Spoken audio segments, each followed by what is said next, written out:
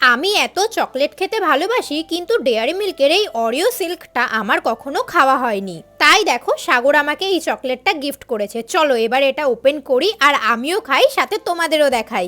অবশ্য তোমরা যারা আমার মতো চকলেট লাভার আছো তাদের এখনো পর্যন্ত হয়তো এই ফ্লেভারটা খাওয়া হয়ে গেছে।